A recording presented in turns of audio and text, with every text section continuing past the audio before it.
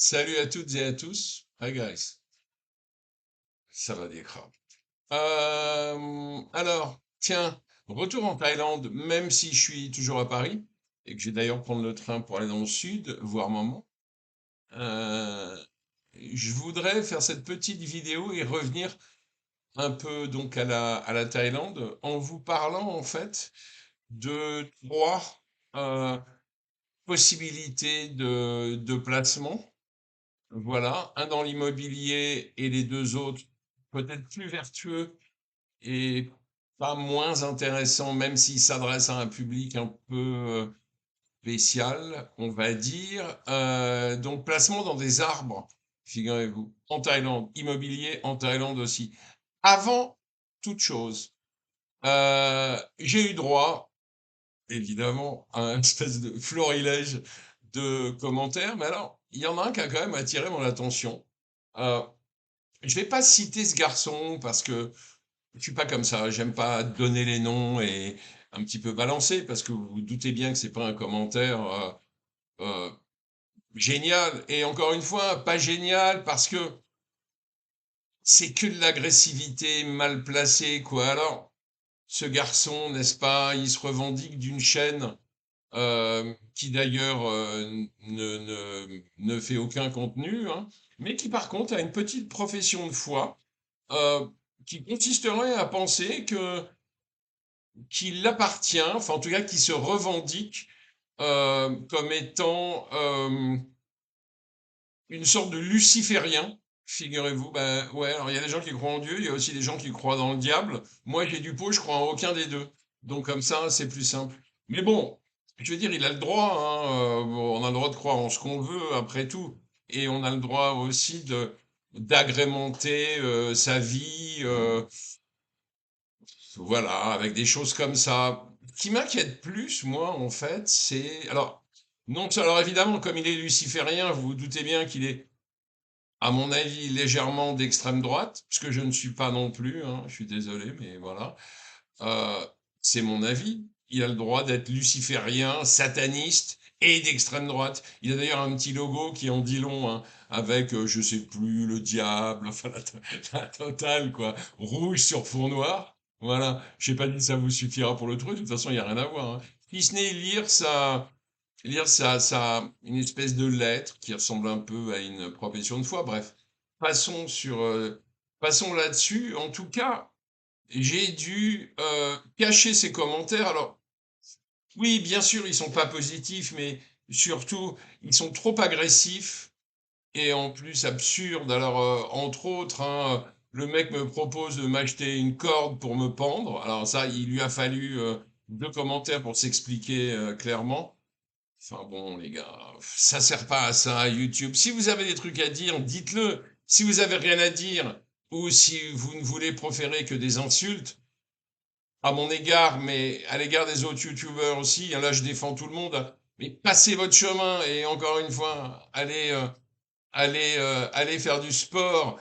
Je me suis fait traiter, toujours par ce garçon, hein, de pépé, qui me conseillait d'accrocher ma ceinture parce que, euh, parce que mon pays allait secouer. Alors, déjà, je vais vous dire un truc, si j'accroche ma ceinture, c'est dans un but unique, c'est de tenir mon pantalon, hein. C'est pas autre chose, hein. Voilà. Et puis après, je me suis fait traiter aussi de gauchias. Alors, gauchias, on imagine que c'est un mot charmant formé de gauche et de chiasse. Voilà. J'en dirai pas plus. Ce genre de commentaires, je les enlève. Là, j'y réponds. Voilà. Mais en tout cas, ces commentaires n'apparaîtront plus sur les commentaires qui sont faits euh, sur les vidéos que je produis. Voilà. Alors, passons maintenant, dans un petit moment qui va venir, très rapidement, au nerf de la guerre, c'est-à-dire les placements en Thaïlande. Alors, me voilà de retour pour cette partie placement en Thaïlande. Chose que je compte faire, peut-être pas tout de suite, mais on va dire d'ici 2 ans. Comme je voulais expliquer, moi j'ai des placements que je vais qualifier un peu de traditionnels. Alors, courageux certes, mais traditionnels, voilà, type ETF, assurance vie, crypto, etc. Bon, je les laisse encore fructifier un peu. D'ailleurs, en ce moment, là, enfin, à l'heure où je vous parle, on peut pas dire que les cryptos fructifient vraiment, mais il faut attendre. C'est comme d'habitude, il y a des hauts, il y a des bas. Non, là, ce dont je voudrais vous parler, moi, je travaille depuis, enfin, je travaille. En fait, j'ai des relations, on va dire, depuis un petit moment, avec un garçon qui fait de la gestion de patrimoine, euh, qui est à Bordeaux. Voilà, et on s'appelle de temps en temps, et il m'envoie des mails et il me propose des trucs, puisque lui est en relation, euh, je dirais, un pour ses clients d'abord, mais aussi pour lui-même, bah, il est en relation avec des gens dans le monde entier. Et là, comme j'avais parlé de la Thaïlande, bah, il m'a envoyé un mail, en fait, qui a quand même, alors, attiré mon attention. Alors, c'est un mail de promotion pour un programme immobilier. Et en fait, ce mail est envoyé, enfin, il m'a renvoyé le mail et à l'origine, c'est envoyé par une boîte qui s'appelle Psido Imo, qui est a priori un des spécialistes de l'immobilier en Thaïlande et de l'investissement locatif. Alors, moi, je connaissais cette boîte déjà et elle m'avait pas mal intéressé parce qu'elle a des biens un peu partout en Thaïlande et elle a bonne réputation. Alors, en l'occurrence, il s'agissait de quoi? Alors, il s'agissait en fait euh, d'investir dans un programme immobilier qui est à Wahin. Alors, Wahin, une ville que je connais pas bien, même si je suis passé parfois, mais j'ai jamais vécu plus de 3 jours et j'ai un petit peu de mal en fait en rapport avec une rentabilité attendue. J'ai un petit peu de mal en fait à analyser ce marché-là, le marché immobilier à Wahin. Toujours est-il que c'est une destination qui visiblement a un peu le vent en poupe. Alors, bah, parce qu'elle est au bord de la mer, parce qu'elle est plutôt calme et qu'elle est, on va dire, à 2 heures et demie de route de Bangkok. Alors, il s'agit de quoi ce Mile Style Wahin? Alors, alors d'abord, hein, évidemment, euh, pour acheter un bien dans cette résidence, donc qui est une résidence qui est un condo classique, pas très loin de la mer. Je vous mettrai le lien d'Obsidio.com en, en commentaire. Enfin, pas en commentaire, non, en description. Voilà. Alors, cette, euh, cette résidence, elle a un grand mérite, en fait, c'est qu'elle est déjà construite.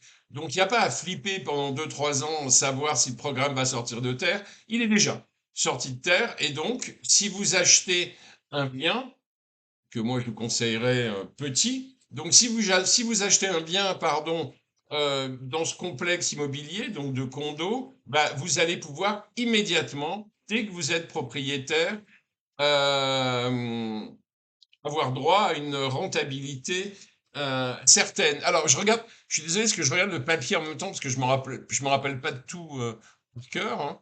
Alors, euh, donc, MyStyle Wahin, alors il propose des biens à partir de 78 000 euros, 83 000 euros, ce qui semble correspondre à peu près au prix du marché.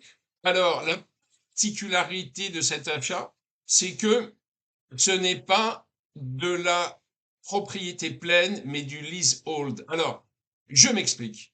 Je m'explique. Vous allez acheter un petit condo d'une pièce, pas un truc énorme, voilà.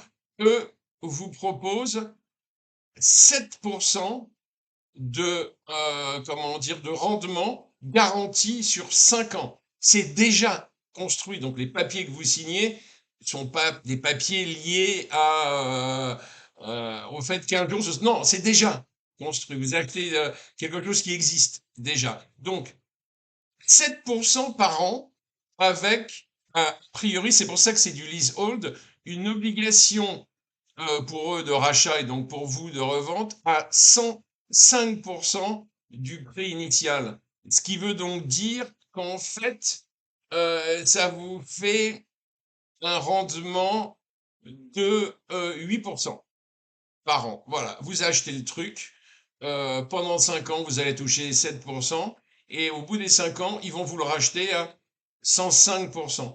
Voilà, ça m'a semblé intéressant comme, comme système, d'abord pour essayer. Il ne s'agit pas d'y habiter, bien évidemment, il s'agit de l'acheter et de le louer. Voilà, et de lui laisser faire des petits, gentiment.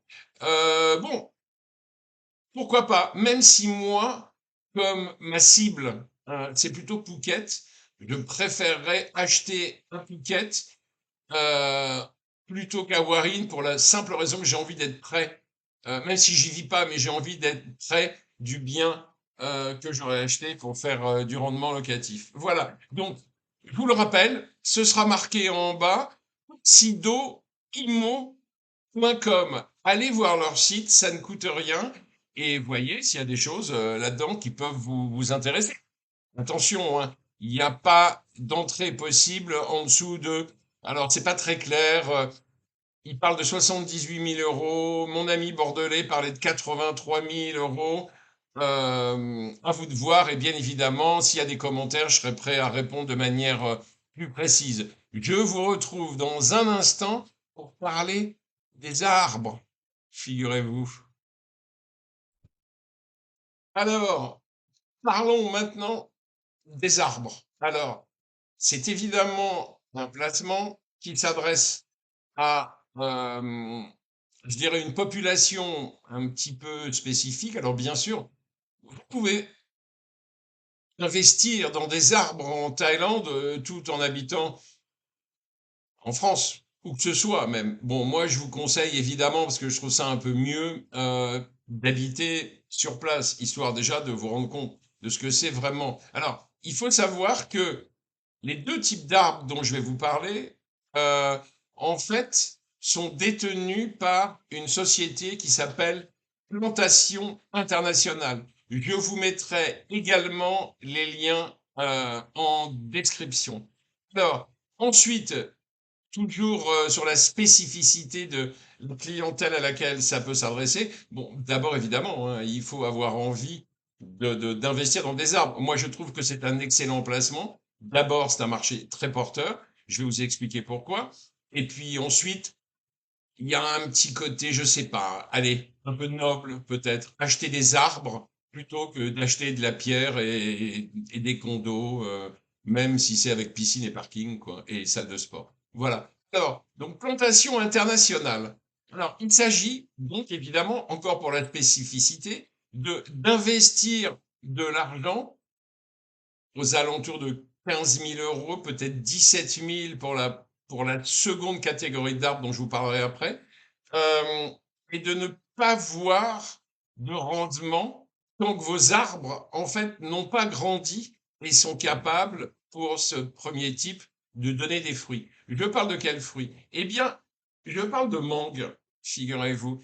Sachez quand même que la Thaïlande est le premier exportateur mondial de mangue, principalement destiné au marché chinois, mais pas que. C'est un marché extrêmement porteur. La mangue, la fameuse Nam Doc Mai, qui est le type de mangue thaïlandais, est très recherché et de plus en plus recherché.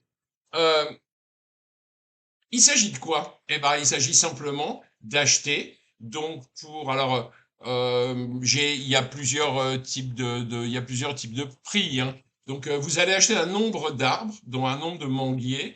Donc, ça commence à 25. Je pense pas qu'il y ait en dessous. Et ça va vous coûter 17 435 dollars.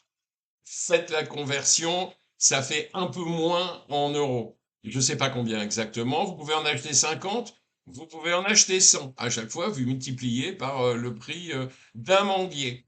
Et la croissance annualisée de tout ça va vous rapporter 15,76% garantie pendant 25 ans. Sauf qu'évidemment, les premières années, c'est-à-dire, admettons, pour les manguiers, je crois que c'est 4 ans. Pour le second type d'arbre, c'est un peu plus long.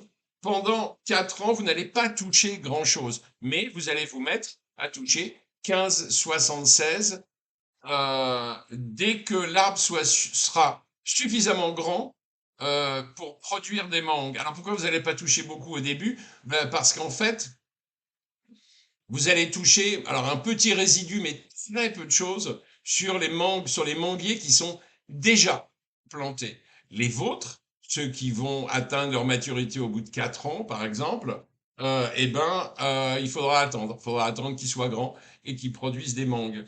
Voilà. Alors, allez voir, parce que moi, je pense que c'est un marché très porteur.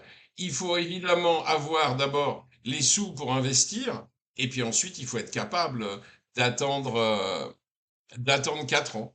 C'est pas tout le monde qui peut se le permettre, évidemment. Moi, en premier, je ne suis pas sûr. Voilà, mais ça peut intéresser des gens. Bon, je reviens tout de suite pour vous parler du deuxième type d'arbre, toujours géré, d'ailleurs, par Plantation Internationale. Deuxième type d'arbre, euh, sans doute moins connu du grand public, mais je dirais extrêmement rentable de par sa préciosité. De quoi parle-t-on? Eh bien, on parle du bois d'agar, A-G-A-R. Alors, les plantations de bois d'agar, me demandez pas comment s'appellent les arbres en question, je ne sais pas, mais en tout cas, les plantations de bois d'agar, donc toujours gérées par Plantation Internationale, qui, alors entre parenthèses, hein, est une boîte extrêmement sérieuse, qui offre beaucoup de garanties, qui travaille avec énormément de grandes marques, mais aussi de particuliers, donc commercialise ce qu'ils appellent l'agarwood, donc le bois d'agar. Alors pourquoi est-ce que c'est le bois le plus précieux du monde?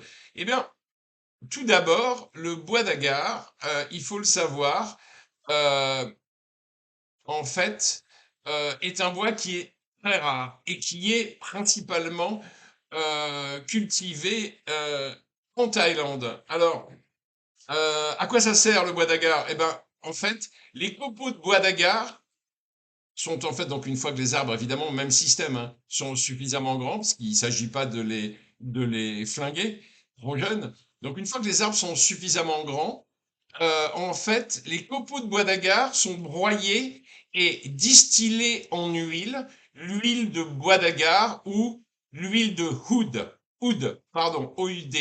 Voilà. Et c'est en fait l'ingrédient clé dans la plupart des fragrances les plus luxueuses au monde. Ça sert donc à faire des fins. Et c'est pour ça que vous allez retrouver des grandes marques comme Yves Saint Laurent, Armani, Versace, qui intègrent en fait l'huile de oud ou donc l'huile de bois d'agar dans leurs parfums haut de gamme. Alors, vous comprendrez aisément pourquoi c'est un marché porteur. Alors, qu'est-ce qui nous propose la plantation internationale?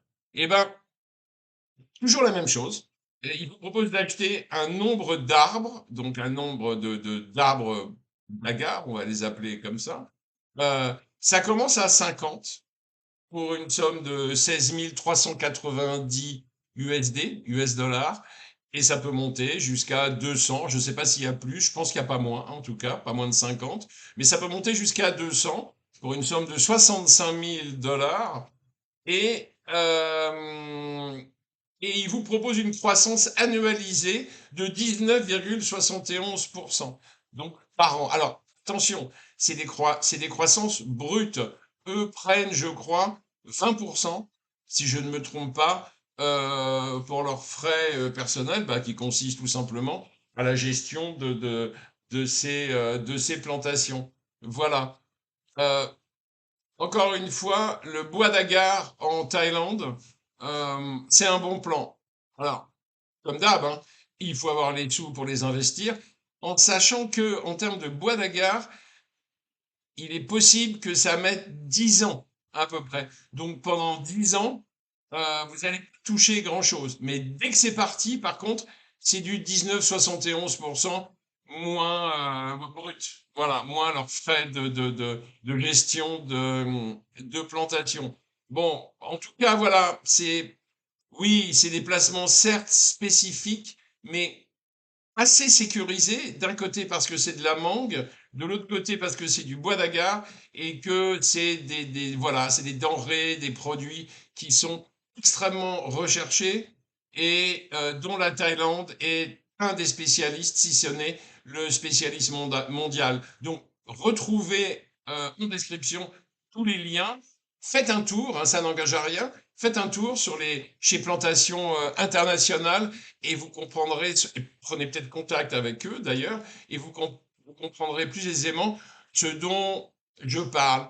Voilà, c'est tout pour aujourd'hui. Je vais partir là, je vais partir dans le sud de la France. Tiens, je vous ferai un petit short ce soir ou demain avec la mer en fond. Parce que voilà, c'est joli. Bon, je vous dis à bientôt. Salut tout le monde, portez-vous bien. Hop, hop, hop, hop, hop. Avant de dire au revoir définitivement, surtout, n'oubliez pas de liker, de vous abonner et de commander, et de commenter. Euh, S'il vous plaît, commentaires débiles, agressifs, stupides, essayez essayez de pas en mettre. Alors, si vous n'êtes pas d'accord, bien évidemment, vous êtes les bienvenus, au contraire même, ça permet de discuter un peu. Mais si c'est juste pour m'insulter ou insulter le bois ou tout ça, franchement, on n'a pas besoin de ça. Bye bye, salut.